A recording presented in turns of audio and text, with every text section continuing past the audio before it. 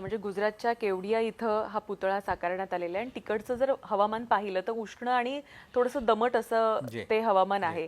मग त्या हवामानाला साजेसं असं असं आपण त्याचाही अभ्यास केला जातो हो, हवामानाचा. ते म्हणजे इंजिनियर्स आहे, IIT आहे, असे वेगवेगळे फर्म्स आहेत जे याच्यासाठी टेस्टिंग करतात आणि रेकमेंड करतात कुठलं मेटल वापरले पाहिजे.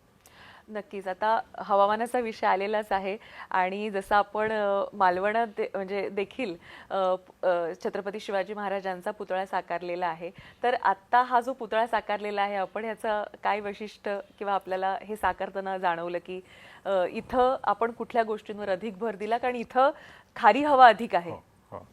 तर IIT कडून आम्हाला म्हणजे IITला जेव्हा सांगितलं की असं आम्ही स्ट्रक्चर डिझाईन करतो आहे आणि ते कुठला ब्रॉन्झ वापरायला पाहिजे, मग त्यांनी रेकमेंड केलं की C903 म्हणजे जे सरदार पटेलच्या स्टॅच्यूमध्ये वापरला तेच मेटल वापरायला पाहिजे. आणि पण आतलं स्टील जे आहे ते आम्ही SS316 वापरलं आहे. म्हणजे खूप चांगलं हार्ड स्टील आहे ते आपण वापरलं त्याच्यामध्ये. म्हणजे म्हणजे गंज नाही लागणार हवेमुळे आणि ब्रॉन्झ. रस्ट व्हायला नको.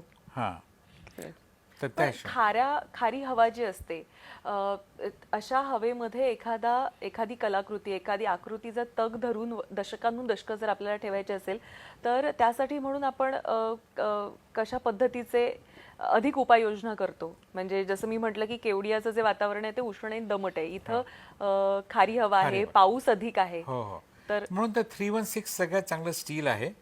आणि मग ते आपण वापरलं त्याच्यामधल्या स्ट्रक्चरसाठी आणि बाहेर C903 जे मेटल आहे ते वापरलं आपण. आणि जे खाली कॉन्क्रीट टाकले ते M50चं कॉन्क्रीट टाकलं गेलं ज्याच्याने त्याच्यामध्ये आणखी मजबूती आली आहे.